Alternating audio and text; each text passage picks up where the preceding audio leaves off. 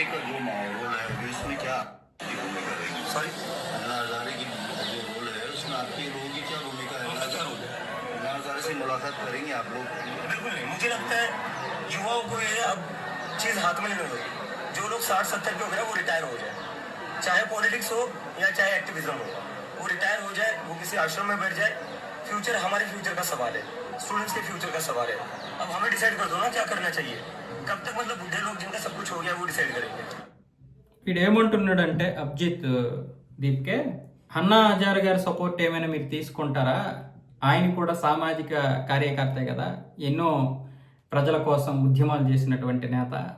ఆయనంటే వీడు అంటున్నాడు, వృద్ధుల సలహాలు మాకు అక్కర్లేదు, వాళ్ళు ఆశ్రమాల్లో రెస్ట్ తీసుకోవాలి, వాళ్ళు రిటైర్ అయిపోవాలి, 60-70 సంవత్సరాలు దాటిన తర్వాత ఇక వాళ్ళు వృద్ధాశ్రమంలోకి వెళ్ళిపోవాలి, వాళ్ళ పని వాళ్ళు చేసుకోవాలి, ఇంకా ఎన్నాళ్ళని మేము ఈ వృద్ధుల యొక్క సలహాలు తీసుకుంటామని చెప్పి ఈ అభిజిత్ దీప్కి అంటున్నాడు. రేపు పొద్దున్న అరవింద్ కేజ్రీవాల్, రాహుల్ గాంధీ మరొక 2-3 సంవత్సరాల తర్వాత వాళ్ళు కూడా వృద్ధాశ్రమానికి వెళ్ళిపోవాలి. ఇంకా వాళ్ళ యొక్క సలహాలు సూచనలు వీడికి అవసరం లేదు. అలాగే వీడు మాట్లాడింది దేని గురించి అంటే నరేంద్ర మోదీ గారి గురించి మాట్లాడాడు ఇండైరెక్ట్ గా. ఇక వృద్ధులు ఈ దేశాన్ని ఎన్ని రోజులు పరిపాలిస్తారు, మేము పరిపాలించుకుంటామని చెప్పి ఈ 30 సంవత్సరాల వ్యక్తిని అక్కడ ప్రధానమంత్రిగా కూర్చోబెట్టాలి, లేదా 40 సంవత్సరాల లోపు ఉన్నటువంటి వాడిని కూర్చోబెడితే దేశాన్ని పరిపాలించేస్తాడు. ఏ అనుభవం ఉందని ఒక ఎమ్మెల్యే కనీసం 35 సంవత్సరాలు లేకపోతే ఏ అనుభవంతో పరిపాలించగలడు? 25 సంవత్సరాలకి ఎమ్మెల్యే అయిన వాళ్ళు ఉంటే ఉండొచ్చేమో, 30 సంవత్సరాలకి అయిన వాళ్ళు ఉంటే ఉండొచ్చేమో, కానీ దానివల్ల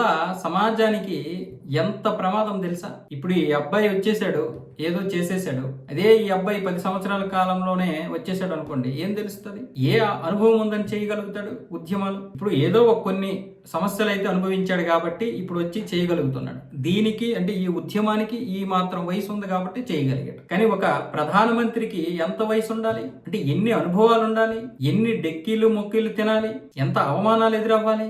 ఏం లేకుండానే ఒక దేశాన్ని పరిపాలించేస్తావా? రేపు పొద్దున్న మీ అమ్మానాన్నలు కూడా ఇలాగే వృద్ధాశ్రమంలో తోసేస్తావా? వాళ్ళు లేకుండానే నువ్వు ఇన్ని రోజులు పెరిగిసావా? అంటే ఎలాంటి విపరీత అర్థాలు తీస్తున్నాడంటే చూడండి. అంటే ఇంత దారుణమైనటువంటి మనస్తత్వం ఉందంటే వీడి వెనక ఎవరెవరో పనిచేస్తున్నారు. వృద్ధుల్ని నేను ఇచ్చేస్తున్నాను కాదంటే, వృద్ధులే అందరూ ఉండాలని నేను అనడం లేదు, ఖచ్చితంగా యువకులు కూడా ఉండాలి. కానీ రెండు మిక్స్ అయి ఉండాలి.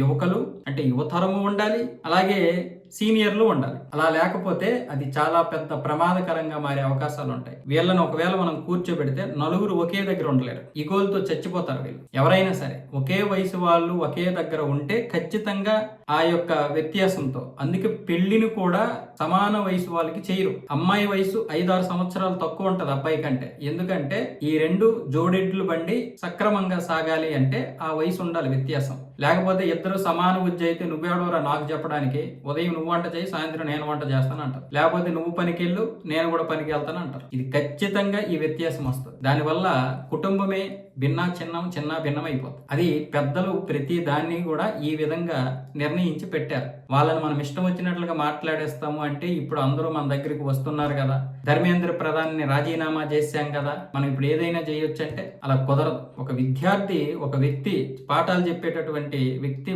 పాఠాలు వినాలంటే ఆ విద్యార్థి యొక్క పాఠాలు చెప్పేటటువంటి వ్యక్తి యొక్క వయసు కూడా ఎక్కువై ఉండాలి. ఒక టీచర్ మనకంటే ఎక్కువ అంటే, ఒక టీచర్ వయసు మినిమం 30 సంవత్సరాలు 25 సంవత్సరాలు లేకపోతే చిన్నపిల్లలు వింటారా? సేమ్ వయసు వాడు పాఠాలు చెప్తే మనం వింటామా?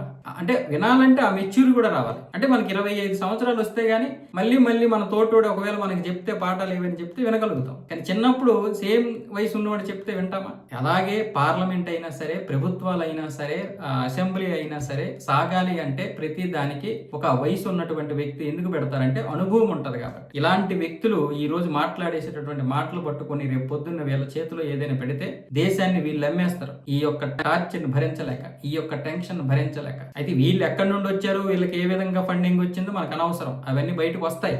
కానీ నేను మాట్లాడుతున్నది ఈ దేశంలో ఉన్నటువంటి యువతనే మొత్తం తీసుకొద్దాము అంటే, ఇంత వయసు నుంచి వీళ్ళని తీసుకొద్దాము అంటే నేను చెప్పేది ఏంటంటే, ఆ యొక్క వ్యత్యాసం లేకపోతే అది ప్రమాదకరమైనటువంటి వ్యవస్థకు దారితీస్తుంది అని చెప్తున్నాను. యువకులు ఉండాలి, మధ్యస్థం వాళ్ళు ఉండాలి, వృద్ధులు ఉండాలి, అందరి యొక్క ఆలోచన విధానంతో ఏదైనా ముందుకు నడుస్తుంది. మన కుటుంబం ఎలా ఉంటుంది? 2 చిన్నపిల్లలు ఉంటారు, ఒక భార్య భర్త అనుకుందాం. ఈ నలుగురు వయసు ఎప్పుడూ సమానంగా ఉండదు. అలా నలుగురు వయసు సమానంగా ఉంటే ఏ కుటుంబము ముందుకు వెళ్ళదు. చిన్నపిల్లల వయసులో అయినా సరే 2 చిన్నపిల్లలు అనుకుంటే కవలలు ఎప్పుడూ కొట్టుకుంటూనే ఉంటారు. అదే ఒక పెద్ద చిన్న 2 ఉంటే ఆ యొక్క దీనిగా వాళ్ళని ఆడించవచ్చు. అంటే మనం చెప్పేది ఏంటంటే ప్రతి దాన్ని ఇక్కడ నుండి చూసుకోవాలి. ఒక చిన్న వ్యవస్థ కుటుంబం నుంచి మొదలవుతుంది. అభిజిత్ దీప్కి చెప్పిన దాన్ని నేను ఒక దాని మీదే విమర్శించడం లేదు, ఆలోచించమని చెప్తున్నాను.